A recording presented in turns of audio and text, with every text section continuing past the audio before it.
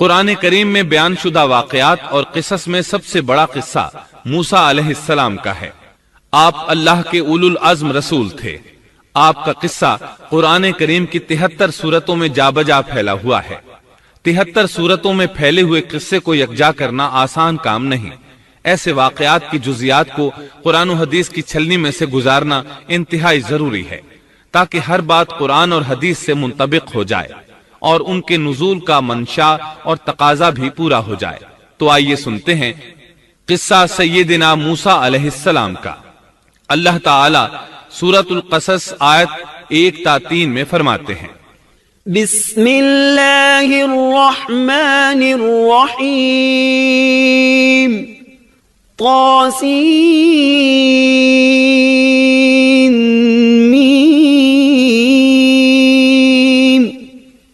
تلك آیات الكتاب المبین نتلو علیک من نبأ موسیٰ وفرعون بالحق لقوم یؤمنون۔ شروع اللہ کے نام سے جو بڑا مہربان نہایت رحم والا ہے۔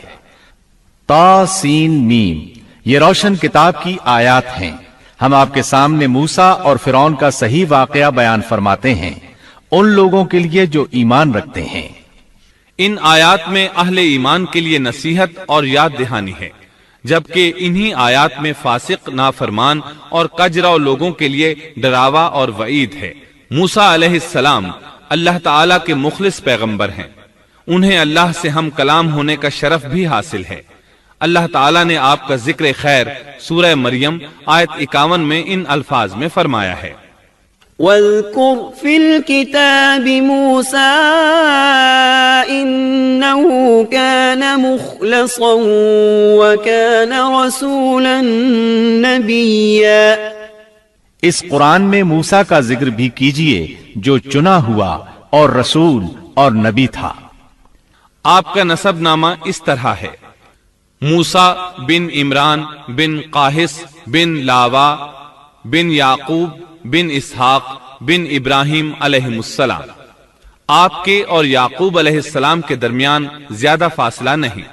موسیٰ علیہ السلام سانولے رنگ کے تھے، کافی تنومند اور لہیم شہیم تھے، قوت اور ہمت والے تھے، حتیٰ کہ بعض نے لکھا ہے کہ ان میں 10 آدمیوں کی طاقت موجود تھی۔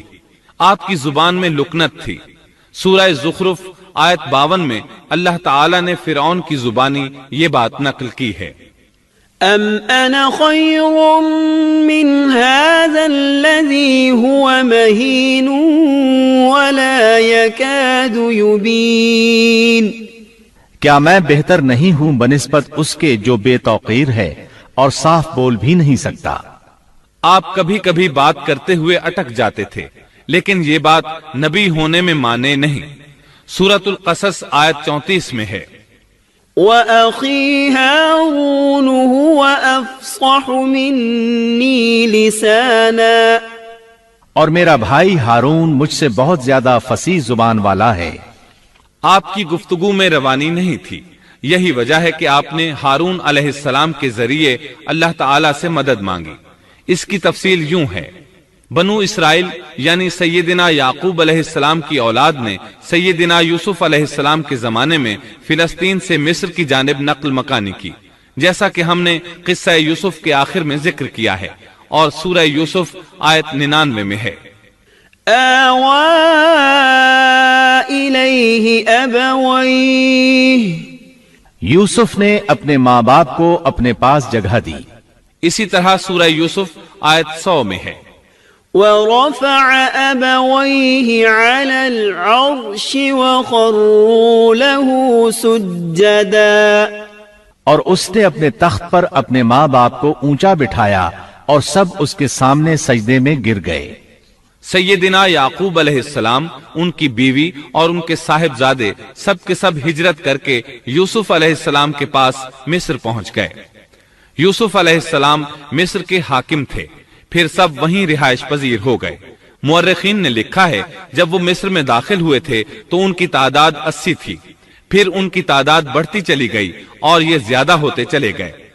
یہاں تک کہ جب موسیٰ علیہ السلام انہیں لے کر مصر سے باہر نکلے تو ان کی تعداد قریباً 6 لاکھ کے قریب تھی، اور یہ سب یوسف علیہ السلام کے عہد کے بعد ہوا۔ یوسف علیہ السلام کے زمانے میں مصر کا بادشاہ فرعون تھا۔ فرعون ایک لقب ہے جیسے قیصر، کسرا اور نجاشی لقب ہیں۔ ملک حبشہ کے ہر بادشاہ کو نجاشی کہتے ہیں۔ ملک روم اور قسطنطنیہ کے ہر فرمان روا کو قیصر کہتے ہیں۔ ملک فارس کے ہر بادشاہ کو کسرا کہا جاتا تھا۔ اسی طرح جو بھی ملک مصر کا بادشاہ بنتا تھا فرعون کہلاتا تھا، اور یہ سب اس زمانے کی باتیں ہیں۔ یوسف علیہ السلام کے زمانے میں اس فرعون کا نام ایان بن وعید تھا۔ اس کے عہد میں یوسف علیہ السلام صاحب اختیار ہو گئے۔ یہ آپ کا بہت احترام کرتا تھا، اچھی طرح جانتا تھا کہ یوسف علیہ السلام اس کے دین پر نہیں ہیں، اس کے باوجود وہ آپ پر اعتبار کرتا تھا۔ آپ ہی اس کی سلطنت کے اہم امور انجام دیتے تھے۔ یوسف علیہ السلام نے اپنی خداداد حکمت عملی سے ملک کو قحط سالی سے بچایا، بھوک اور افلاس سے نجات دلائی۔ اس لحاظ سے یوسف علیہ السلام کے دور میں بنی اسرائیل نے شاہانہ زندگی بسر کی۔ ملک مصر میں انہیں اعلیٰ مقام حاصل تھا۔ ایان کی وفات کے بعد قابوس بن مصعب بادشاہ بنا۔ یہ نہایت ظالم، جابر اور مشرک تھا۔ اس نے بنی اسرائیل پر مصیبتوں کے پہاڑ توڑے، لیکن ایسا یوسف علیہ السلام کی وفات کے بعد ہوا۔ پھر قابوس کی وفات کے بعد ایک اور فرعون مصر پر حکمران ہوا۔ یہ ولید بن مصعب تھا، یعنی قابوس کا بھائی تھا۔ اس ولید بن مصعب کی بیوی آسیہ بنت مزاحم تھی۔ ان کے متعلق نبی کریم صلی اللہ علیہ وسلم کا ارشاد گرامی ہے، كمل من الرجال كثير ولم يكمل من النساء غير مريم بنت عمران وآسية امرأة فرعون وإن فضل عائشة على النساء كفضل السريد على سائر الطعام۔ مردوں میں تو بہت سے کامل ہوئے، لیکن عورتوں میں مریم بنت عمران اور فرعون کی بیوی آسیہ کے سوا اور کوئی کامل نہیں ہوا، اور بلا شبہ عائشہ رضی اللہ عنہا کی فضیلت تمام عورتوں پر ایسی ہے جیسے تمام کھانوں پر سرید کی فضیلت ہے۔ آسیہ ایک نیک، پاک باز اور مومنہ خاتون تھی۔ فرعون نے انہیں زبردستی غصب کر کے لانے کا ارادہ کیا، یعنی ان کے باپ سے چھین کر زبردستی اپنے پاس رکھنے کا ارادہ کیا۔ اس پر ان کے باپ نے کہا وہ ابھی کم عمر ہے۔ فرعون بولا نہیں، وہ کم عمر نہیں ہے، تو اس کا نکاح حق مہر کے عوض میرے ساتھ کر دے۔ اب آسیہ کا باپ ان کے پاس آیا اور فرعون کے ارادے سے انہیں باخبر کیا۔ انہوں نے کہا میں ایک کافر سے کس طرح شادی کر سکتی ہوں؟ اس پر فرعون نے پورے خاندان کو ہلاک کرنے کی دھمکی دی۔ آخر کار سیدہ آسیہ نے اپنے خاندان کو بچانے کے لیے اس سے نکاح کر لیا، لیکن اس سے حق مہر لینا پسند نہ کیا۔ اس طرح سیدہ آسیہ نے دل سے برا جانتے ہوئے فرعون کے ساتھ زندگی بسر کی۔ اس کے گھر پہنچ کر وہ اس جیسی کافرہ نہیں بنی، بلکہ پکی مومنہ رہی۔ بہرحال یہ تھا ان کی شادی کا واقعہ۔ یہ فرعون یعنی ولید بن مصعب بہت جابر اور ظالم شخص تھا۔ ظلم و جبر کی ان آخری حدوں کو پہنچ گیا تھا جن تک شاید انسانوں میں سے کوئی بھی نہ پہنچا ہوگا، یہاں تک کہ اس نے رب ہونے کا دعویٰ کر دیا۔ وہ اللہ تعالیٰ کا انکار کرتے ہوئے کہا کرتا تھا، وقال فرعون يا أيها الملأ ما علمت لكم من إله غيري۔ فرعون کہنے لگا اے درباریو، میں تو اپنے سوا کسی کو تمہارا معبود نہیں جانتا۔ اور وہ یہ بھی کہتا تھا، فقال أنا ربكم الأعلى۔ کہنے لگا تم سب کا رب میں ہی ہوں۔ اس نے الوہیت اور ربوبیت دونوں میں اللہ تعالیٰ سے جھگڑا کیا۔ اللہ تعالیٰ سورۃ القصص آیت 4 میں فرماتے ہیں، ان فرعون علا فی الارض وجعل اہلها شیعا يستضعف طائفة يستضعف طائفة منهم يذبح أبناءهم ويستحيي نساءهم إنه كان من المفسدين۔ یقیناً فرعون نے زمین میں سرکشی کر رکھی تھی اور وہاں کے لوگوں کو گروہ گروہ بنا رکھا تھا اور ان کے ایک فرقے کو کمزور کر رکھا تھا اور ان کے لڑکوں کو تو ذبح کر ڈالتا تھا اور ان کی لڑکیوں کو زندہ چھوڑ دیتا تھا۔ بلا شک و شبہ وہ تھا ہی فساد کرنے والوں میں سے۔ اس نے لوگوں کے گروہ اور جماعتیں بنا رکھی تھی۔ فرعون کے زمانے میں بنی اسرائیل سب سے حقیر اور کم درجہ قوم تھی۔ فرعون نے انہیں حد درجے ذلیل اور بے عزت بنا رکھا تھا۔ سبھی کو معاشرے میں نچلے طبقے میں شمار کیا جاتا تھا، جبکہ مصر میں یہی لوگ شاہانہ زندگی گزارا کرتے تھے۔ فرعون نے اعلان کرا رکھا تھا کہ بنی اسرائیل سب کے سب غلام ہیں۔ وہ ان سے زر خرید غلاموں کی طرح مزدوری لیا کرتا تھا۔ ان کی عورتوں سے لونڈیوں باندیوں جیسا برتاؤ کیا جاتا تھا۔ وہ جو چاہتا تھا ان سے کرتا تھا۔ اس نے یہ حکم اپنی رعایا میں عام دے رکھا تھا۔ مصر کے باشندے اعلیٰ درجے کے لوگ سمجھے جاتے تھے، وہ قبطی کہلاتے تھے۔ فرعون نے بنی اسرائیل کو غلام اور محکوم بنا رکھا تھا اور انہیں ہر طرح سے کمزور کر دیا تھا۔ اللہ تعالیٰ سورۃ القصص آیت 4 میں فرماتے ہیں، يستضعف طائفة منهم، اور اس نے ان میں سے ایک فرقے کو کمزور کر رکھا تھا۔ بنی اسرائیل اس ذلت سے نجات پانے کا انتظار کر رہے تھے، اور اس کی وجہ یہ تھی کہ انہیں ایک بشارت ملی ہوئی تھی۔ اس کے مطابق ان کا نظریہ تھا کہ فرعون کے گھر سے ایک بچہ نکلے گا جو انہیں نجات دلائے گا، اور یہ بھی بیان کیا جاتا ہے کہ یہ بشارت انہیں اس طرح ملی تھی کہ خود فرعون نے خواب دیکھا تھا کہ بیت المقدس سے آگ نکل کر مصر کی جانب بڑھتی چلی آ رہی ہے۔ وہ آگ مصر میں موجود تمام لوگوں کو جلائے ڈالتی ہے، مگر اس آگ سے بنی اسرائیل کے گھر محفوظ رہتے ہیں۔ فرعون نے اس خواب کی تعبیر کاہنوں سے پوچھی۔ وہ کاہن اس کے نزدیک عالم تھے۔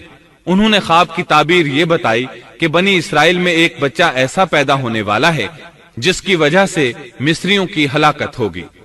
یہ تعبیر سن کر فرعون ڈر گیا۔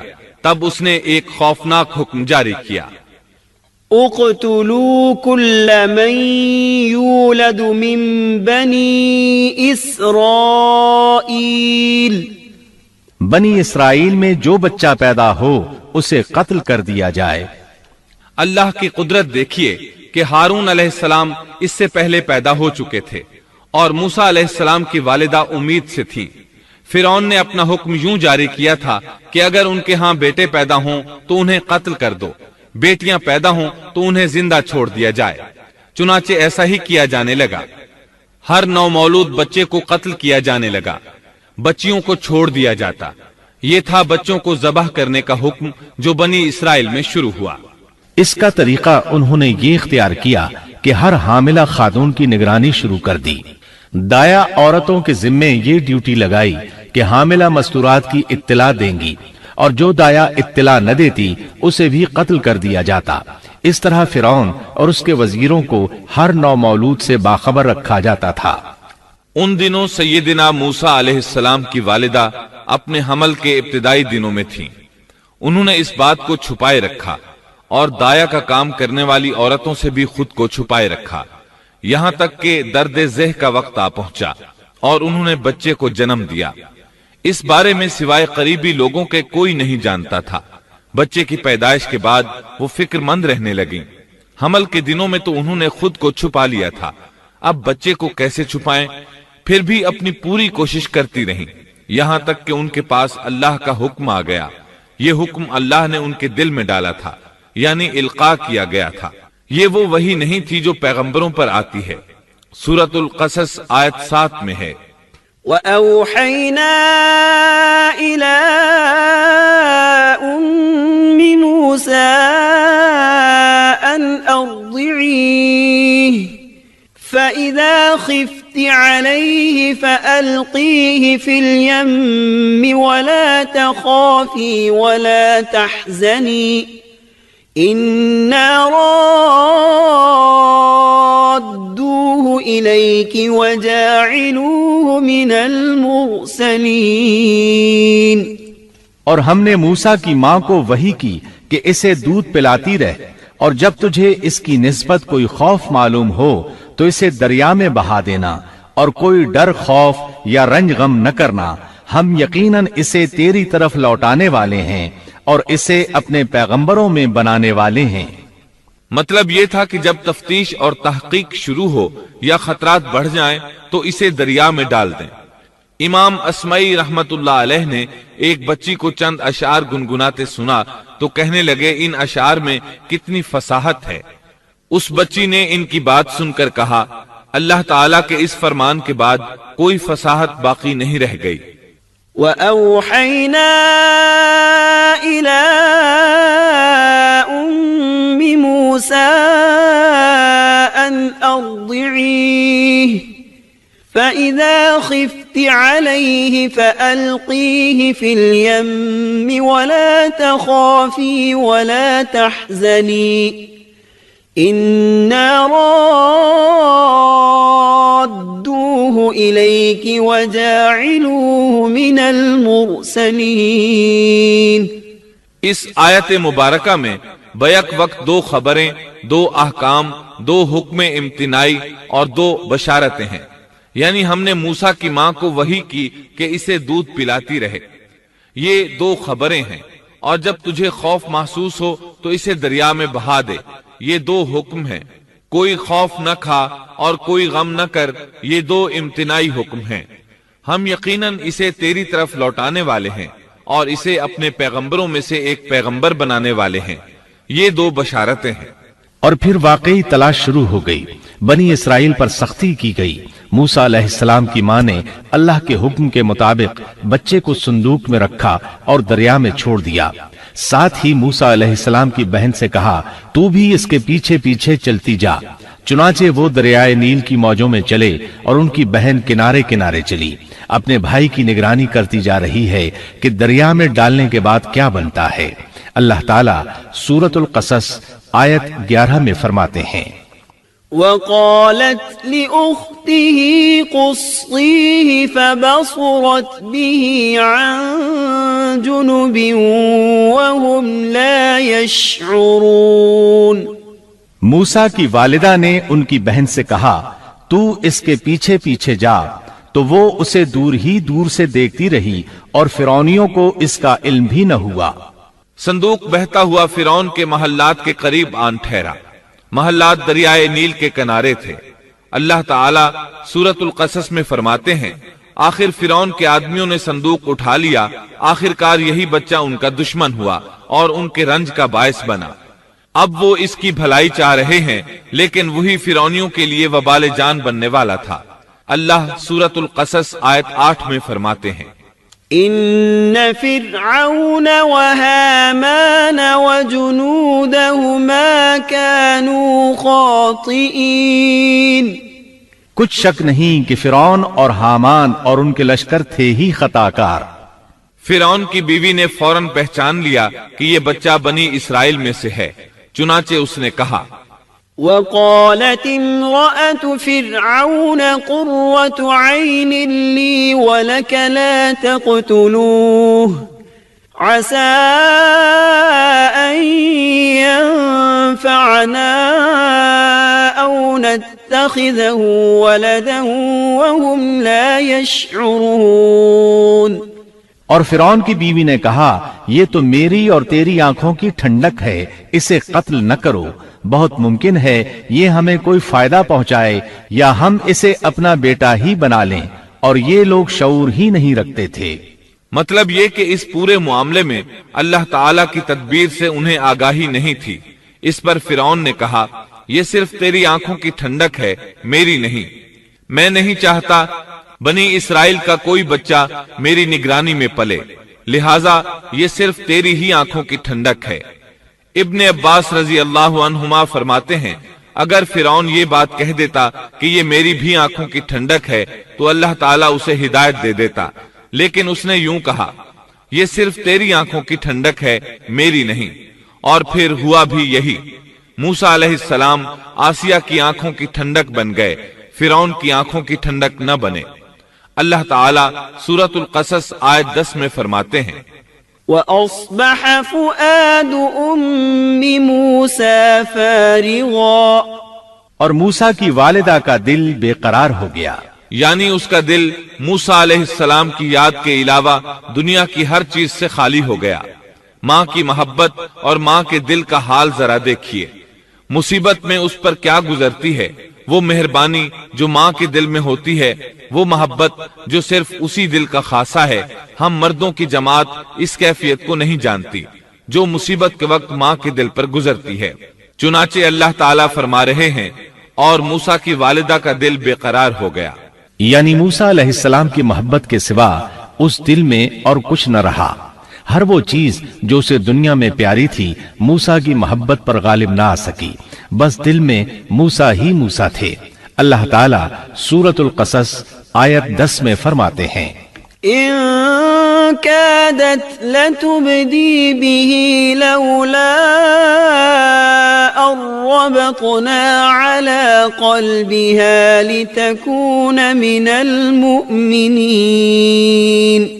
قریب تھیں کہ اس واقعے کو بالکل ظاہر کر دیتی اگر ہم ان کے دل کو ڈھارس نہ دے دیتے، یہ اس لیے کہ وہ یقین کرنے والوں میں رہے۔ اب دیکھیے اللہ تعالیٰ کے کام، ان کے نور چشم کو کس طرح ان کی طرف واپس لوٹایا۔ بچہ جب محل میں پہنچا تو اس نے دودھ کے لیے رونا شروع کر دیا۔ اس کے پاس دودھ پلانے والیاں لائی گئیں، لیکن بچے نے کسی عورت کا دودھ نہ پیا۔ آخر وہ بچے کو اٹھا کر باہر لائے۔ اللہ آیت 12 میں فرماتے ہیں، وَحَرَّمْنَا عَلَيْهِ الْمَرَاضِعَ مِن قَبْلِ، اور ان کے پہنچنے سے پہلے ہم نے موسیٰ پر دائیوں کا دودھ حرام کر دیا تھا۔ جو عورت بھی آپ کو دودھ پلانے کی کوشش کرتی ناکام ہو جاتی۔ اب ظاہر ہے یہ رکاوٹ تو اللہ تعالیٰ کی طرف سے تھی، کوئی دودھ پلانے میں کامیاب ہو بھی کیسے سکتی تھی۔ ادھر موسیٰ علیہ السلام کی بہن دور کھڑی یہ سب دیکھ رہی تھی۔ سورۃ القصص آیت 12 میں ہے، فقالت هل أدلكم على أهل بيت يكفلونه لكم وهم له ناصحون، یہ کہنے لگیں کیا میں تمہیں ایسا گھرانہ نہ بتاؤں جو اس بچے کی تمہارے لیے پرورش کرے اور ہوں بھی وہ اس بچے کے خیر خواہ۔ انہوں نے پوچھا، اے بچی تو کیسے جانتی ہے کہ وہ اس بچے کی خیر خواہی کریں گی؟ بچی نے جواب دیا، اس لیے کہ وہ ایک غریب گھرانہ ہے۔ جب انہیں معلوم ہوگا کہ یہ بچہ فرعون کے گھر سے آیا ہے تو انہیں انعام و اکرام ملنے کی امید رہے گی۔ اس گھر میں ایک نیک سیرت خاتون ہے، وہ اس بچے کو بخوشی دودھ پلانا قبول کرے گی۔ انہوں نے کہا، چلو ٹھیک ہے۔ چنانچہ آپ کی بہن انہیں گھر لے آئی۔ والدہ محترمہ نے بچے کو دودھ پلایا تو آپ نے فوراً دودھ پینا شروع کر دیا۔ سیدہ آسیہ نے ان کی طرف پیغام بھیجا کہ وہ محل میں آ جائے اور جب تک بچہ دودھ پیتا رہے وہ اس کے پاس محل ہی میں رہے، لیکن موسیٰ علیہ السلام کی ماں نے انکار کر دیا۔ انہوں نے کہا، میرے اہل و عیال ہیں، میرے خاوند بھی ہیں، لہٰذا ان کے ہوتے ہوئے میں گھر نہیں چھوڑ سکتی۔ اب چونکہ بچے نے کسی اور کا دودھ پینا قبول نہیں کیا تھا، اس لیے وہ خود بچے کو لے کر آتے تھے۔ اس طرح موسیٰ علیہ السلام کی والدہ کا بے حد احترام ہونے لگا۔ فرعون کے ہر کارے تحفے تحائف ان کے گھر لانے لگے۔ اللہ تعالیٰ آیت 13 میں فرماتے ہیں، فرددناه إلى أمه كي تقر عينها ولا تحزن ولتعلم أن وعد الله حق ولكن أكثرهم لا يعلمون۔ پس ہم نے اسے اس کی ماں کی طرف واپس پہنچایا تاکہ اس کی آنکھیں ٹھنڈی رہیں اور آزردہ خاطر نہ ہو، اور جان لے کہ اللہ کا وعدہ سچا ہے، لیکن اکثر لوگ نہیں جانتے۔ اس طرح موسیٰ علیہ السلام شاہی محل میں پلنے بڑھنے لگے، یہاں تک کہ 18 سال کے خوبرو نوجوان ہو گئے۔ اللہ تعالیٰ آیت 14 میں فرماتے ہیں، وَلَمَّا بَلَغَ أَشُدَّهُ وَاسْتَوَىٰ آتَيْنَاهُ حُكْمًا وَعِلْمًا وَكَذَلِكَ نَجْزِي الْمُحْسِنِينَ۔ اور جب موسیٰ اپنی جوانی کو پہنچ گئے اور پورے توانا ہو گئے تو ہم نے انہیں علم و حکمت عطا فرمایا، نیکی کرنے والوں کو ہم اسی طرح بدلہ دیا کرتے ہیں۔ وقت گزرتا رہا، ایک روز آپ ایسے وقت میں راستے سے گزر رہے تھے جس وقت عموماً لوگ گھروں سے نہیں نکلا کرتے تھے۔ کہا جاتا ہے وہ دوپہر کا وقت تھا۔ آپ شہر میں داخل ہوئے، لوگ غفلت میں تھے، بس اکا دکا لوگ باہر تھے۔ آپ نے دو آدمیوں کو لڑتے جھگڑتے دیکھا، ان میں سے ایک بنی اسرائیل کا تھا، دوسرا فرعون کی قوم سے تھا، یعنی مصری تھا۔ آپ کی قوم والے نے اپنے دشمن کے خلاف آپ سے مدد مانگی، آپ کی حمیت نے جوش مارا۔ آپ نے دیکھا مصری اس کمزور اسرائیلی کو پکڑے ہوئے تھا، بس موسیٰ علیہ السلام نے آگے بڑھ کر مصری کی ٹھوڑی پر مکہ دے مارا۔ آپ کا مقصد تو بس اسرائیلی کی مدد کرنے کا تھا، لیکن موسیٰ علیہ السلام میں بہت قوت تھی، اس لیے ایک ہی مکہ لگنے سے مصری کا کام تمام ہو گیا۔ سورۃ القصص آیت 15 میں ہے، فَوَكَزَهُ مُوسَى فَقَضَى عَلَيْهِ، پس موسیٰ نے اس کے مکہ مارا جس سے وہ مر گیا۔ موسیٰ علیہ السلام کو بہت تعجب ہوا کہ یہ کیا ہو گیا، ان کا قتل کرنے کا تو کوئی ارادہ نہیں تھا۔ موسیٰ علیہ السلام نے فوراً کہا، هَذَا مِنْ عَمَلِ الشَّيْطَانِ، یہ تو شیطانی کام ہے۔ آپ یہ کہنا چاہتے تھے میرا ارادہ تو اسے قتل کرنے کا نہیں تھا، یہ فعل تو شیطان نے کیا ہے، شیطان ہی نے مجھے بے قابو کر دیا تھا، مجھے اپنی طاقت پر اختیار نہ رہا، مجھ سے اس انسان کے قتل والا برا کام سرزد کرا دیا۔ آیت 15 میں اللہ تعالیٰ فرماتے ہیں، إِنَّهُ عَدُوٌّ مُضِلٌّ مُبِينٌ، یقیناً شیطان دشمن اور کھلے طور پر بہکانے والا ہے۔ اس سے معلوم ہوا کہ موسیٰ علیہ السلام جانتے تھے شیطان دشمن ہے، وہ گمراہ کرتا ہے، اور یہ بھی معلوم ہوا کہ آپ موحد تھے، توحید پرست تھے اور مشرکین میں سے نہ تھے۔ یہی تو باتیں ہیں جو اللہ تعالیٰ نے بیان فرمائی ہیں، مثلاً آیت 14 میں ہے، وَكَذَلِكَ نَجْزِي الْمُحْسِنِينَ، اور نیکی کرنے والوں کو ہم اسی طرح بدلہ دیا کرتے ہیں۔ آپ ایمان پر تھے، کفر پر نہیں تھے۔ آپ نے اللہ تعالیٰ سے اس بلا ارادہ ہو جانے والے گناہ کی معافی مانگی، اللہ تعالیٰ کے حضور توبہ کی، جیسا کہ آیت 16 میں آتا ہے، قال رب إني ظلمت نفسي فاغفر لي فغفر له إنه هو الغفور الرحيم۔ پھر کہنے لگا کہ اے پروردگار، میں نے خود اپنے اوپر ظلم کیا، تو مجھے معاف فرما دے۔ اللہ نے اسے بخش دیا، وہ بخشنے والا اور بہت مہربانی کرنے والا ہے۔ یہ گناہ بلا ارادہ ہوا تھا، خطا تھی۔ پھر آپ نے ان الفاظ میں اللہ سے وعدہ کیا، قال رب بما أنعمت علي فلن أكون ظهيرا للمجرمين۔ کہنے لگا اے میرے رب، جیسے تو نے مجھ پر یہ کرم کیا، میں بھی اب ہرگز کسی گناہگار کا مددگار نہیں بنوں گا۔ آپ کا مطلب یہ تھا کہ باری تعالی آپ نے مجھے معافی دے کر مجھ پر کرم کیا۔ گویا آپ کو سمجھ آ گئی تھی کہ اللہ تعالیٰ نے ان کی توبہ قبول کر لی ہے، ان پر رحم فرما دیا ہے۔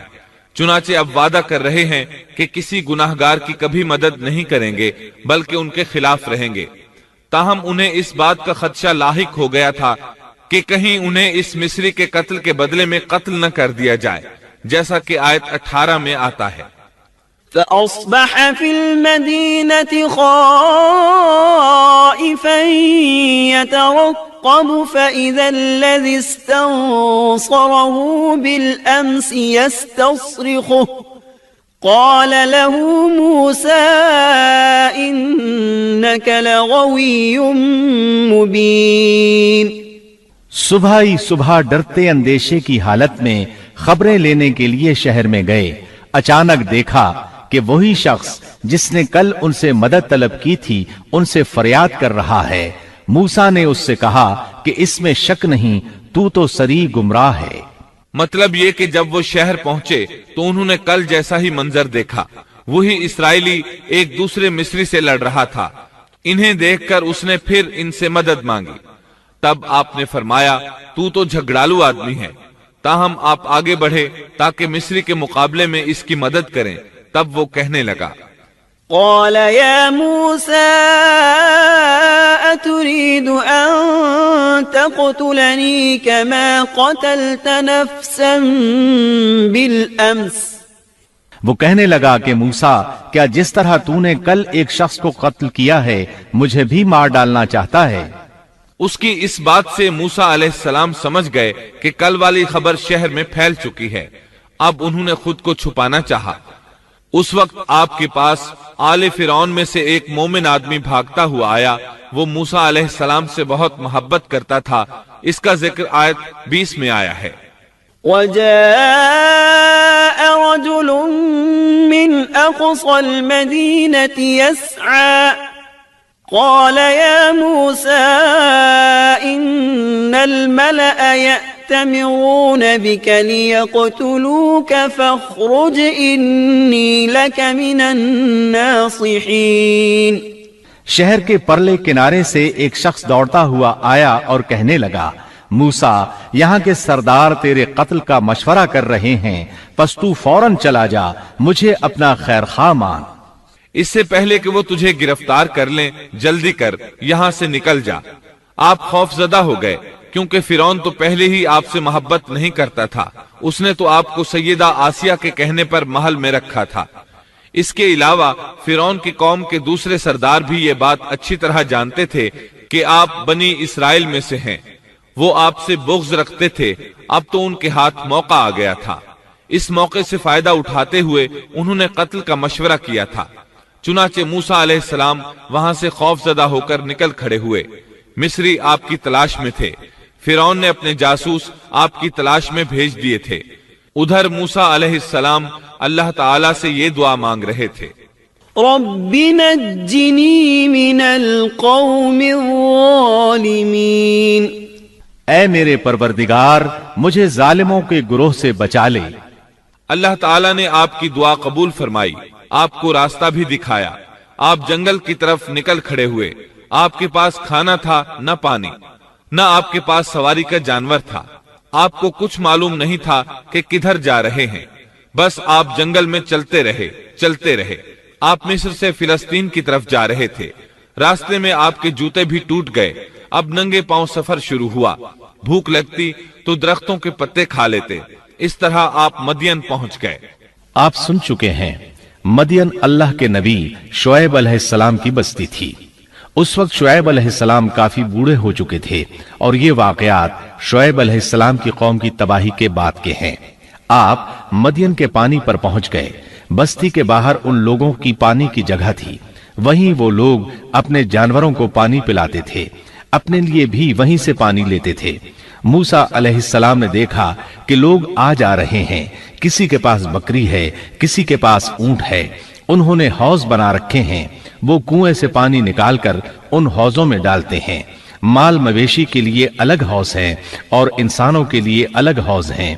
آپ نے وہاں دو ایسی عورتوں کو دیکھا جن کے پاس بکریاں تھیں۔ وہ اپنی بکریوں کو پانی سے دور ایک طرف لیے کھڑی تھیں، ان کو پانی کی طرف جانے سے روکے ہوئے تھیں۔ آیت 23 میں ہے، وَلَمَّا وَرَدَ مَاءَ مَدْيَنَ وَجَدَ عَلَيْهِ أُمَّةً مِّنَ النَّاسِ يَسْقُونَ وَوَجَدَ مِن دُونِهِمُ امْرَأَتَيْنِ تَذُودَانِ۔ مدین کے پانی پر جب آپ پہنچے تو دیکھا کہ لوگوں کی ایک جماعت وہاں پانی پلا رہی ہے، اور دو عورتیں الگ کھڑی اپنے جانوروں کو روکتی ہوئی دیکھیں۔ موسیٰ علیہ السلام کو یہ دیکھ کر حیرت ہوئی کہ سب لوگ تو اپنے جانوروں کو پانی پلا رہے ہیں اور یہ دونوں پیچھے کھڑی ہیں، یہ کیا معاملہ ہے؟ قال ما خطبكما؟ پوچھا کہ تمہارا کیا حال ہے، یعنی تم اپنی بکریوں کو پانی کیوں نہیں پلا رہی؟ آیت 23 میں آتا ہے، قالتا لا نسقي حتى يصدر الرعاء وأبونا شيخ كبير. وہ بولیں کہ جب تک یہ چرواہے واپس نہ لوٹ جائیں ہم پانی نہیں پلاتی اور ہمارے والد بہت بڑی عمر کے بوڑھے ہیں. مطلب یہ کہ اتنی بھیڑ میں ہم کیسے داخل ہوں. یہ سن کر موسیٰ علیہ السلام آگے بڑھے، طاقت سے ان لوگوں کو پیچھے ہٹایا اور پانی نکال کر ان کی بکریوں کو پلایا. پھر ایک درخت کے سائے تلے جا بیٹھے اور یوں دعا کرنے لگے. فقال رب إني لما أنزلت إلي من خير فقير. اے پروردگار تو جو کچھ بھلائی میری طرف اتارے میں اس کا محتاج ہوں. سیدنا عبداللہ بن عباس رضی اللہ عنہما بیان کرتے ہیں کہ سیدنا موسیٰ علیہ السلام ننگے پاؤں مدین پہنچے تھے. ان کے پیروں کی جلد اتر گئی تھی. پیٹ بھوک کی شدت کی وجہ سے کمر سے لگ رہا تھا. درختوں کے پتے کھاتے رہے تھے اس لیے ان کے منہ سے پتوں کی بو آتی تھی. لہٰذا اس وقت وہ سخت حاجت مند تھے. بھوک شدید تھی، اذیت بھی بہت پہنچی تھی، لیکن وہ کسی سے بھی سوال کرنے کے لیے تیار نہیں تھے. ان دونوں عورتوں میں سے ایک نے ان کی دعا کے الفاظ سن لیے. دونوں اپنے والد شعیب علیہ السلام کے پاس آئیں. انہیں موسیٰ علیہ السلام کے بارے میں بتایا. یہ بھی بتایا کہ وہ شخص محتاج ہے لیکن بہت خوددار ہے، جیسا کہ آیت 25 میں ہے. فجاءته إحداهما تمشي على استحياء قالت إن أبي يدعوك ليجزيك أجر ما سقيت لنا. اتنے میں ان دونوں عورتوں میں سے ایک ان کی طرف شرم و حیا سے چلتی ہوئی آئی اور کہنے لگی میرے باپ آپ کو بلا رہے ہیں. آپ نے ہمارے جانوروں کو جو پانی پلایا ہے اس کی اجرت دینا چاہتے ہیں. موسیٰ علیہ السلام خوددار ہونے کے باوجود اس وقت شدید حاجت مند تھے. چنانچہ موقع کی مناسبت سے ساتھ چل پڑے. وہ عورت مارے حیا کے چھپ رہی تھی. یہ بات محسوس کر کے موسیٰ علیہ السلام اس سے آگے چلنے لگے. کوئی موڑ نہ ہوتا تو لڑکی اس سمت میں کنکر پھینک دیتی. موسیٰ علیہ السلام اس سمت میں مڑ جاتے. اس طرح وہ گھر تک پہنچے. موسیٰ علیہ السلام کی ملاقات شعیب علیہ السلام سے ہوئی. انہوں نے اپنے بارے میں بتایا.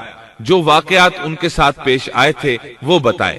شعیب علیہ السلام نے ان سے فرمایا قال لا تخف نجوت من القوم الظالمین. کہنے لگے اب نہ ڈر، تو نے ظالم قوم سے نجات پالی.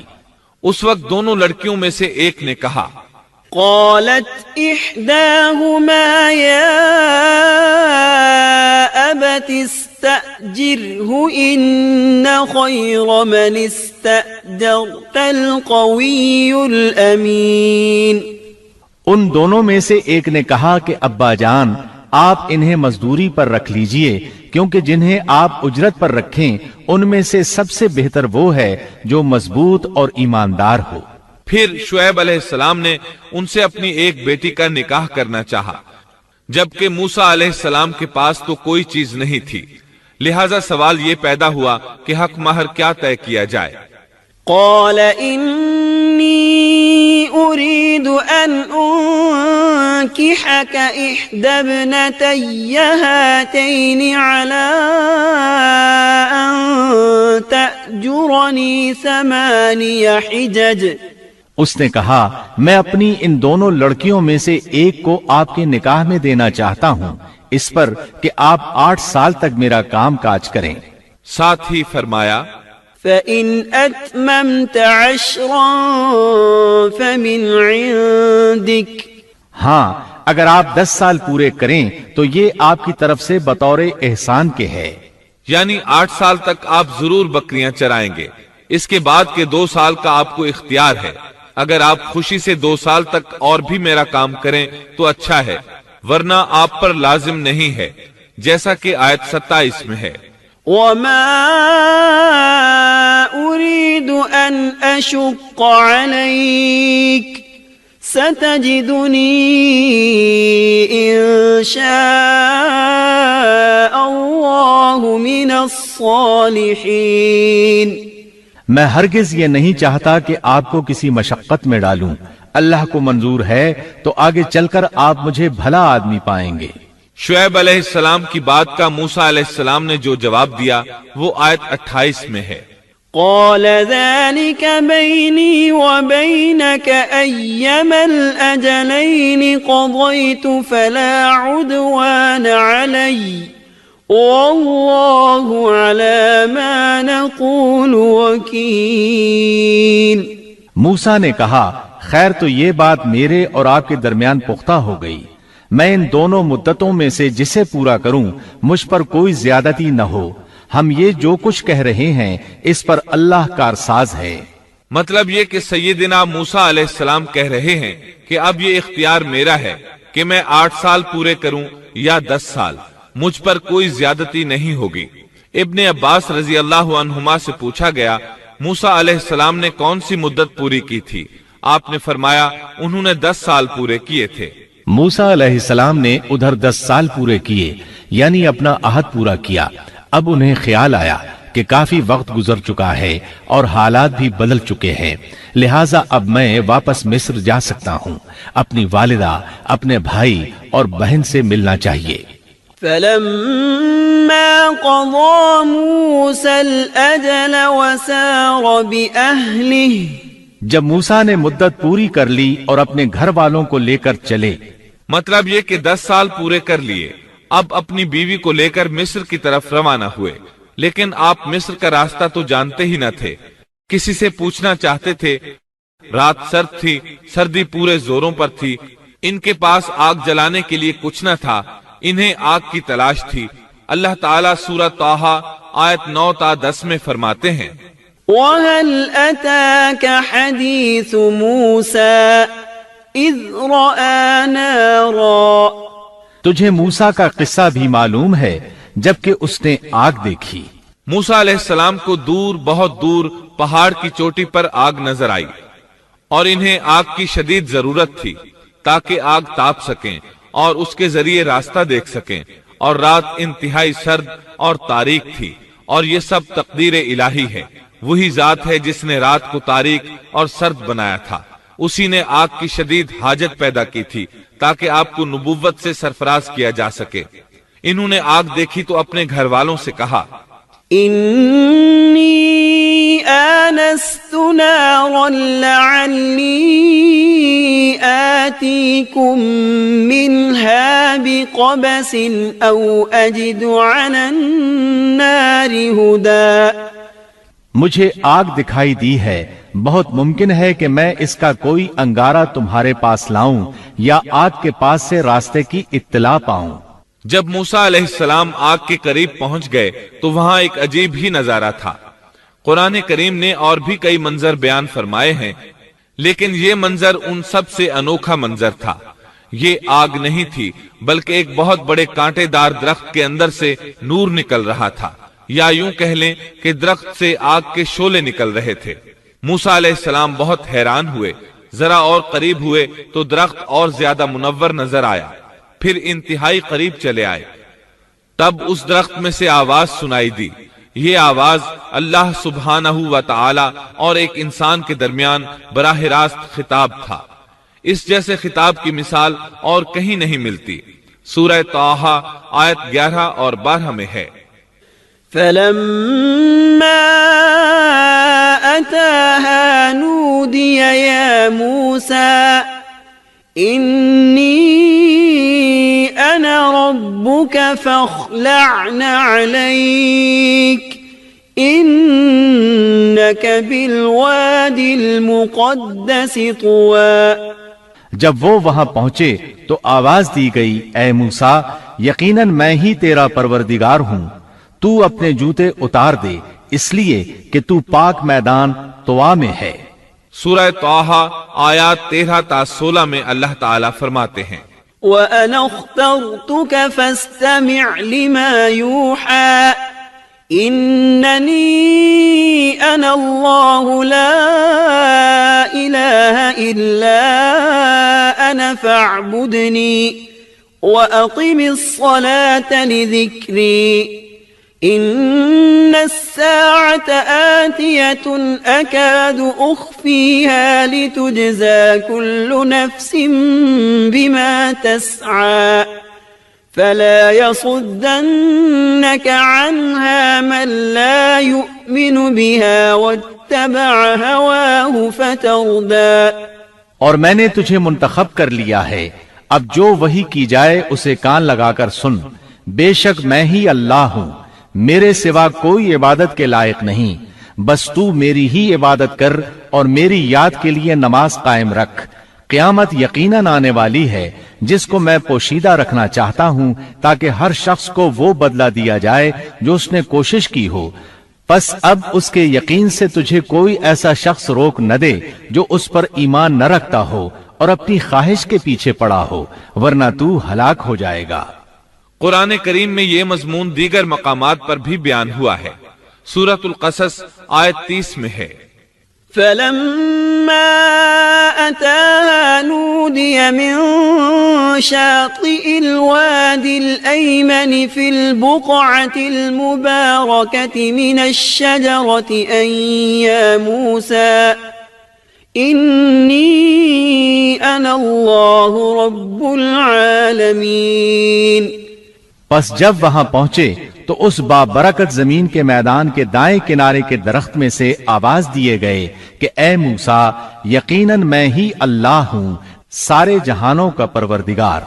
اللہ تعالیٰ نے براہ راست ان سے کلام فرمایا، ان سے خطاب کیا اور اپنی عظمت کو ان کے سامنے ظاہر کیا. پھر پوچھا، وما تلك بيمينك يا موسى. اے موسیٰ، تیرے اس دائیں ہاتھ میں کیا ہے؟ اللہ تعالیٰ تو جانتے تھے، لیکن اپنی قدرت دکھانے کے لیے پوچھا. موسیٰ علیہ السلام نے جواب دیا، قال هي عصاي أتوكأ عليها وأهش بها على غنمي ولي فيها مآرب أخرى. جواب دیا کہ یہ میری لاٹھی ہے، اس پر میں ٹیک لگاتا ہوں اور اس سے میں اپنی بکریوں کے لیے پتے جھاڑ لیا کرتا ہوں، اور بھی اس میں مجھے بہت سے فائدے ہیں. اللہ تعالیٰ نے فرمایا، اسے ہاتھ سے نیچے ڈال دے. جو ہی موسیٰ علیہ السلام نے لاٹھی نیچے گرائی، وہ سانپ بن کر دوڑنے لگا.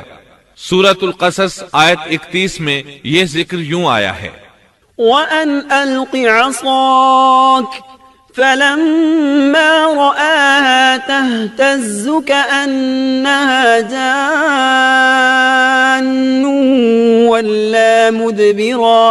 اور یہ آواز بھی آئی کہ اپنی لاٹھی ڈال دو. پھر جب اس کو دیکھا کہ وہ سانپ کی طرح پھن پھنا رہی ہے تو پیٹھ پھیر کر واپس ہو گئے. یعنی اس طرح بھاگے کہ پیٹھ پھیر کر نہ دیکھا.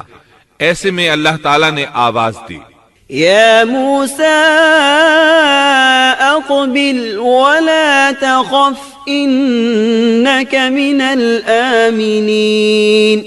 اے موسیٰ، آگے آ، ڈر مت، یقیناً تو ہر طرح امن والا ہے. اسی طرح سورہ طٰہٰ آیت 21 میں فرمایا، قال خذها ولا تخف سنعيدها سيرتها الأولى. فرمایا بے خوف ہو کر اسے پکڑ لے، ہم اسے اسی پہلی سی صورت میں دوبارہ لا دیں گے. یعنی اسے دوبارہ لاٹھی بنا دیں گے. موسیٰ علیہ السلام واپس پلٹے، اس کو دم سے پکڑا تو وہ پھر لاٹھی بن گئی. اب اللہ تعالیٰ نے فرمایا، واضمم يدك إلى جناحك. اور اپنا ہاتھ اپنی بغل میں ڈال لے. سورۃ القصص آیت 32 میں الفاظ یوں ہیں، اسلک يدك في جيبك. اپنے ہاتھ کو اپنے گریبان میں ڈال. دونوں جملوں کا ایک ہی مطلب ہے کہ اپنے ہاتھ کو کپڑے کے نیچے سے داخل کر کے اپنی بغل تک لے جا. موسیٰ علیہ السلام نے ایسے ہی کیا. جب ہاتھ باہر نکالا تو وہ اس طرح چمک رہا تھا جیسے سورج. ان کے ہاتھ سے نور عظیم نکل رہا تھا. اللہ تعالیٰ سورہ طٰہٰ آیت 22 میں فرماتے ہیں، واضمم يدك إلى جناحك تخرج بيضاء من غير سوء آية أخرى صفرا اور اپنا ہاتھ اپنی بغل میں ڈال لے تو وہ سفید چمکتا ہوا ہو کر نکلے گا، لیکن بغیر کسی عیب اور روک کے۔ یہ دوسرا معجزہ ہے۔ دوسرے مقام یعنی سورۃ القصص آیت 32 میں ہے، اسلک یدک فی جیبک تخرج بیضاء من غیر سوء، اپنے ہاتھ کو اپنے گریبان میں ڈال، وہ بغیر کسی قسم کے روک کے چمکتا ہوا بالکل سفید نکلے گا۔ اور جب ہاتھ کو دوبارہ بغل میں لے جاؤ گے تو روشنی ختم ہو جائے گی، یعنی ایک بار ہاتھ بغل میں دو گے تو روشن ہو کر باہر نکلے گا، اور جب دوسری بار ہاتھ بغل میں لے جاؤ گے تو روشنی چلی جائے گی، اور یہ اللہ تعالی کی طرف سے معجزہ ہوگا۔ سورۃ القصص آیت 32 میں ہے، واضمم الیک جناحک من الرہب، اور خوف سے بچنے کے لیے اپنے بازو اپنی طرف ملا لے، یعنی جب تو خوف و خطرہ محسوس کرے، تجھے کوئی دھمکی دے اور تجھے کوئی خوف محسوس ہو تو اپنا ہاتھ اپنی طرف ملا لینا، خوف جاتا رہے گا۔ حافظ ابن کثیر رحمت اللہ علیہ فرماتے ہیں کہ موسیٰ علیہ السلام کی اقتداء میں جو شخص بھی گھبراہٹ کے موقع پر اپنے دل پر ہاتھ رکھے گا تو اس کے دل سے خوف جاتا رہے گا یا کم از کم ہلکا ہو جائے گا انشاءاللہ۔ اللہ تعالیٰ سورۃ القصص آیت 32 میں فرماتے ہیں، فذلك برهانان من ربك إلى فرعون وملئه إنهم كانوا قوما فاسقين۔ بس یہ دونوں معجزے تیرے لیے تیرے رب کی طرف سے ہیں، فرعون اور اس کی قوم کی طرف، یقیناً وہ سب کے سب بے حکم اور نافرمان لوگ ہیں۔ آگے اللہ تعالیٰ فرماتے ہیں، لنريك من آياتنا الكبرى، یہ اس لیے کہ ہم تجھے اپنی بڑی بڑی نشانیاں دکھانا چاہتے ہیں۔ اس کے بعد سورہ طٰہٰ آیت 24 میں یہ حکم ملتا ہے، اذهب إلى فرعون إنه طغى، اب تو فرعون کی طرف جا، اس نے بڑی سرکشی مچا رکھی ہے۔ موسیٰ علیہ السلام نے اللہ تعالیٰ سے ان الفاظ میں عرض کی، قال رب اشرح لي صدري ويسر لي أمري واحلل عقدة من لساني۔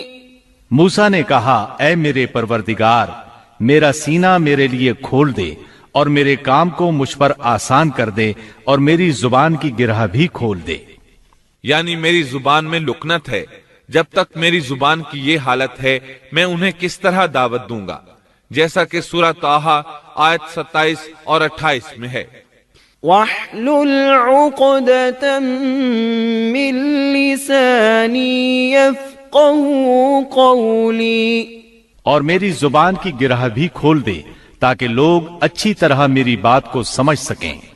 حافظ ابن کثیر رحمت اللہ علیہ فرماتے ہیں کہ آپ کے بچپن کے زمانے میں آپ کے سامنے کھجور اور انگارے رکھے گئے تھے، آپ نے انگارہ لے کر منہ میں رکھ لیا تھا جس سے زبان میں لکنت ہو گئی، پھر اللہ تعالیٰ سے دعا کی کہ میری زبان کی گرہ کھل جائے۔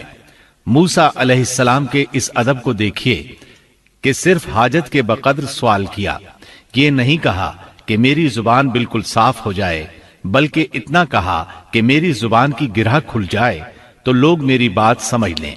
سورہ طٰہٰ آیات 29 تا 36 میں ہے، وَاجْعَل لِّي وَزِيرًا مِّنْ أَهْلِي هَارُونَ أَخِي اشْدُدْ بِهِ أَزْرِي كَيْ نُسَبِّحَكَ كَثِيرًا وَنَذْكُرَكَ كَثِيرًا إِنَّكَ كُنتَ بِنَا بَصِيرًا۔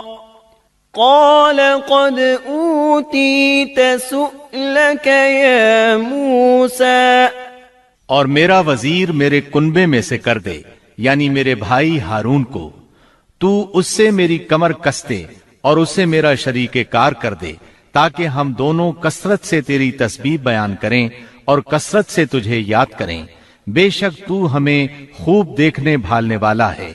اللہ تعالیٰ نے فرمایا، موسیٰ تیرے تمام سوالات پورے کر دیے گئے۔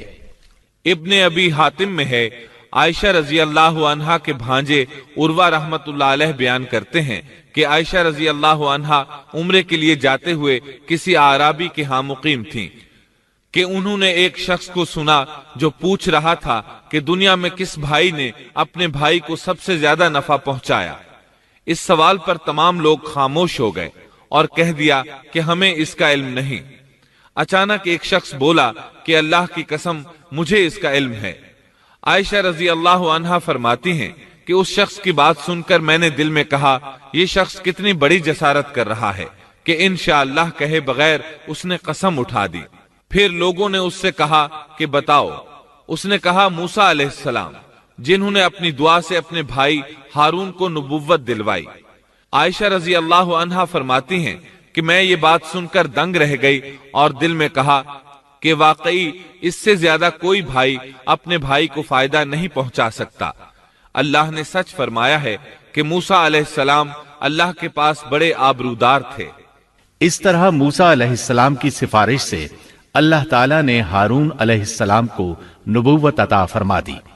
اس موقع پر موسیٰ علیہ السلام نے جو کہا سورۃ القصص آیت 33 تا 35 میں آتا ہے، قال رب إني قتلت منهم نفسا فأخاف أن يقتلون وأخي هارون هو أفصح مني لسانا فأرسله معي يرد أن يصدقني إني أخاف أن يكذبون قال سنشد عضدك بأخيك ونجعل لكما سلطانا فلا يصلون إليكما بآياتنا أنتما ومن اتبعكما الغالبون۔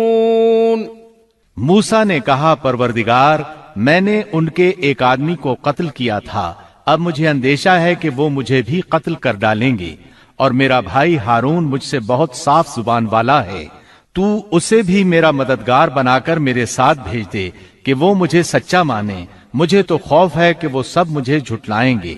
اللہ تعالیٰ نے فرمایا، ہم تیرے بھائی کے ساتھ تیرا بازو مضبوط کر دیں گے اور تم دونوں کو غلبہ دیں گے، فرعون کے لوگ تم تک پہنچ ہی نہیں سکیں گے، ہماری نشانیوں کے سبب تم دونوں اور تمہاری فرمانبرداری کرنے والے ہی غالب رہیں گے۔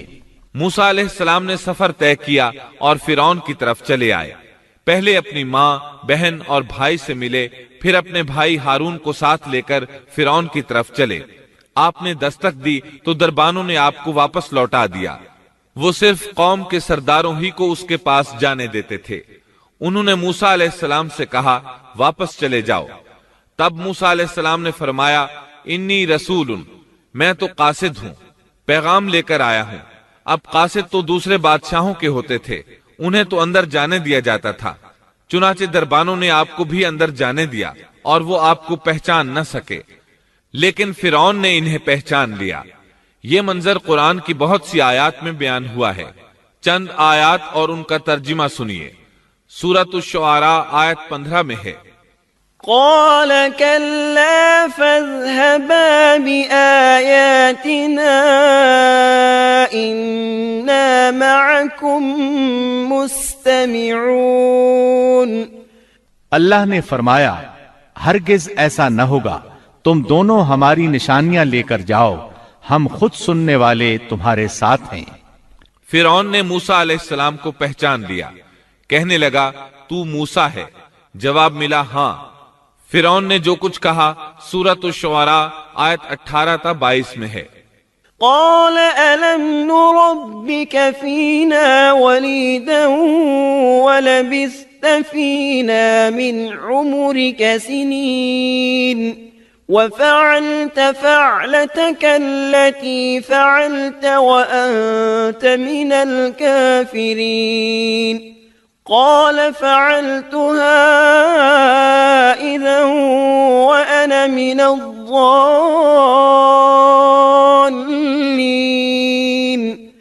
ففررت منكم لما خفتكم فوهب لي ربي حكما وجعلني من المرسلين وتلك نعمة تمنها علي أن عبدت بني إسرائيل۔ فرعون نے کہا کیا ہم نے تجھے تیرے بچپن کے زمانے میں اپنے ہاں نہیں پالا تھا اور تو نے اپنی عمر کے بہت سے سال ہم میں نہیں گزارے، پھر تو اپنا وہ کام کر گیا جو کر گیا اور تو ناشکروں میں سے ہے۔ موسیٰ نے جواب دیا میں نے یہ کام اس وقت کیا تھا جب میں راستہ بھولے ہوئے لوگوں میں سے تھا، پھر تم سے خوف کھا کر میں بھاگ گیا، پھر مجھے میرے رب نے حکم اور علم دیا اور مجھے اپنے پیغمبروں میں سے کر دیا۔ مجھ پر کیا تیرا یہی احسان ہے جسے تو جتا رہا ہے کہ تو نے بنی اسرائیل کو غلام بنا رکھا ہے؟ موسیٰ علیہ السلام نے یہ باتیں فرعون سے پورے رعب اور دبدبے سے کہیں۔ تب فرعون بولا وما رب العالمین، وہ رب کون ہے جس کی طرف تو ہمیں بلانا چاہتا ہے؟ موسیٰ علیہ السلام نے فرمایا رب السماوات والأرض وما بينهما إن كنتم موقنين۔ وہ آسمانوں اور زمین اور ان کے درمیان کی تمام چیزوں کا رب ہے اگر تم یقین رکھنے والے ہو۔ یہ باتیں موسیٰ علیہ السلام نے فرعون کے دربار میں سر عام تمام لوگوں کو مخاطب کر کے کہی تھیں۔ آپ کی بات کا فرعون نے جو جواب دیا وہ سورۃ الشعراء آیت 25 تا 28 میں ہے۔ قال لمن حوله ألا تستمعون قال ربكم ورب آبائكم الأولين قال إن رسولكم الذي أرسل إليكم لمجنون قال رب المشرق والمغرب وما بينهما إن كنتم تعقلون۔ فرعون نے اپنے ارد گرد والوں سے کہا کیا تم سن نہیں رہے؟ موسیٰ نے فرمایا وہ تمہارا اور تمہارے اگلے باپ دادوں کا پروردگار ہے۔ فرعون نے کہا لوگو تمہارا یہ رسول جو تمہاری طرف بھیجا گیا ہے یہ تو یقیناً دیوانہ ہے۔ موسیٰ نے فرمایا وہی مشرق اور مغرب کا اور ان کے درمیان کی تمام چیزوں کا رب ہے اگر تم عقل رکھتے ہو۔ موسیٰ علیہ السلام نے اب ایسی چیزوں کا ذکر شروع کیا جو فرعون کے بس میں نہیں تھی، اس لیے کہ فرعون کہتا تھا میں رب ہوں، جبکہ موسیٰ علیہ السلام فرما رہے تھے آسمانوں کا، زمینوں کا، مشرق اور مغرب کا رب اللہ ہے۔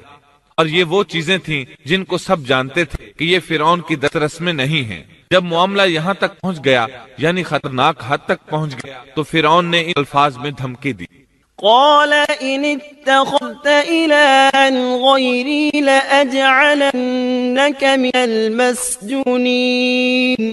فرعون کہنے لگا سن لے اگر تو نے میرے سوا کسی اور کو معبود بنایا تو میں تجھے قیدیوں ڈال دوں گا۔ اب میں موسیٰ علیہ السلام فرمایا أَلَوْ جِئْتُكَ بِشَيْءٍ مُبِينٍ اگرچہ میں تیرے پاس کوئی ظاہر چیز لے آؤں۔ جواب میں فرعون نے کہا اگر تو سچوں میں سے ہے تو اس کو پے کر۔ اب وقت آ چکا تھا کہ موسیٰ علیہ السلام اس سامنے معجزات ظاہر فرماتے۔ سورہ طٰہٰ آیات 47 تا 51 میں یہ ذکر اس طرح ملتا ہے إِنَّا رَسُولَا رَبِّكَ فَأَرْسِلْ مَعَنَا بَنِي إِسْرَائِيلَ وَلَا تُعَذِّبْهُمْ قَدْ جِئْنَاكَ بِآيَةٍ مِّن رَّبِّكَ وَالسَّلَامُ عَلَىٰ مَنِ اتَّبَعَ الْهُدَىٰ إِنَّا قَدْ أُوحِيَ إِلَيْنَا أَنَّ الْعَذَابَ عَلَىٰ مَن كَذَّبَ وَتَوَلَّىٰ قَالَ فَمَن رَّبُّكُمَا يَا مُوسَىٰ قَالَ رَبُّنَا الَّذِي أَعْطَىٰ كُلَّ شَيْءٍ خَلْقَهُ ثُمَّ هَدَىٰ قال فما بال القرون الأولى ہم تیرے پروردگار کے بھیجے ہوئے ہیں، تو ہمارے ساتھ بنی اسرائیل کو بھیج دے، ان کی سائیں ختم کر دے۔ ہم تو تیری طرف تیرے رب کی طرف سے نشان لے کر آئے ہیں، اور سلامتی اسی کے لیے ہے جو ہدایت پابند ہو جائے۔ ہماری طرف وہی گئی ہے کہ جو جھٹلائے اور روگردان کرے اس کے لیے عذاب ہیں۔ فرعون نے پوچھا، اے موسیٰ، تم دونوں کا رب کون ہے؟ انہوں نے جواب دیا، ہمارا رب وہ ہے جس نے ہر ایک کو اس کی خاص شکل و صورت عنایت فرمائی، پھر راہ سمجھائی۔ اس نے کہا، اچھا یہ تو بتاؤ اگلے زمانے والوں کا حال کیا ہونا ہے؟ فرعون مطلب یہ تھا کہ انہوں نے اس رب کی عبادت نہیں کی جس کے بارے میں تو ہم سے گفتگو کر رہا ہے، ان کا حال کیا ہوگا؟ موسیٰ علیہ السلام نے جو جواب دیا اس کا ذکر سورۃ طٰہٰ آیت 52 میں آیا ہے۔ قال علمها عند ربي في كتاب لا يضل ربي ولا ينسى انہوں نے جب دیا، ان کا علم میرے رب کے ہاں کتاب موجود ہے، نہ تو میرا رب غلطی کرتا ہے نہ بھولتا ہے۔ سورۃ طٰہٰ آیت 53-54 میں اللہ تعالی اپنا تعارف بیان فرماتے ہیں۔ الذي جعل لكم الأرض مهدا وسلك لكم فيها سبلا وأنزل من السماء ماء فأخرجنا به أزواجا من نبات شتى كلوا وارعوا أنعامكم إن في ذلك لآيات لأولي النهى اسی نے تمہارے لیے زمین کو فرش بنایا ہے اور اس میں تمہارے چلنے کے لیے راستے بنائے ہیں، اور آسمان سے پانی بھی برساتا ہے، پھر اس برسات وجہ سے مختلف قسم کی پیداوار ہم ہی پیدا کرتے ہیں، اور تمہیں اجازت دی کہ خود بھی کھاؤ اور اپنے مویشی چراؤ۔ ان چیزوں میں عقل والوں کے لیے اللہ کی قدرت کی نشانی ہے۔ اب موقع آ پہنچا تھا کہ ان کے سامنے نشانیاں اور معجزات ظاہر کیے جائیں۔ فرعون بولا، اچھا اگر تو اب دعوے میں سچا ہے تو نشانیاں پیش کر۔ سورۃ الشعراء آیت 32 اور 33 میں ہے۔ فألقى عصاه فإذا هي ثعبان مبين ونزع يده فإذا هي بيضاء للناظرين موسیٰ نے اس وقت اپنی لاٹھی ڈالی جو اچانک دم کھلا اژدہا بن گئی، اور اپنا ہاتھ بغل میں دے کر نکالا تو وہ اچانک دینے والوں کے لیے چمکنے لگا۔ مطلب یہ کہ موسیٰ علیہ السلام نے 2 عظیم معجزات ظاہر کیے۔ ان کو دیکھتے فرعون اور اس کے درباری سب حیرت زدہ رہ گئے۔ انہوں نے ہاتھوں تلے انگلیاں ڈالی، لیکن فرعون نے فوراً پینترا بدلا۔ وہ ڈر گیا کہ کہیں اس کا کوئی باری اسلام قبول کر لے، چنانچہ فوراً بول اٹھا۔ قال أجئتنا لتخرجنا من أرضنا بسحرك يا موسى کہنے لگا، اے موسیٰ، تم ہمارے پاس اس لیے آئے ہو کہ ہمیں ہمارے ملک سے اپنے جادو زور سے نکال دو۔ یعنی تو نے جادوگروں والا کرتب دکھایا ہے۔ ہم اچھی طرح جانتے ہیں کہ یہ جادو کی سرزمین ہے، یہاں بڑے بڑے جادوگر رہتے ہیں، لیکن یہ جادو عجیب ہے۔ کیا تیرا ارادہ یہ ہے کہ تو اپنے جادو کے زور سے ہمیں مرعوب کر کے بنی اسرائیل کو لے جا؟ لیکن ہم مرعوب ہونے کی بجائے ہم مقابلہ کریں گے۔ فَلَنَأْتِيَنَّكَ بِسِحْرٍ مِثْلِهِ فَاجْعَلْ بَيْنَنَا وَبَيْنَكَ مَوْعِدًا لَا نُخْلِفُهُ نَحْنُ وَلَا أَنْتَ مَكَانًا سُوًى سو ہم بھی تمہارے مقابلے میں ایسا ہی جادو لائیں گے، تو ہمارے اور اپنے درمیان ایک وعدے کا وقت مقرر کر لے، نہ ہم اس کی خلاف ورزی کریں اور نہ تم کرو، کسی ہموار میدان میں مقابلہ ہو۔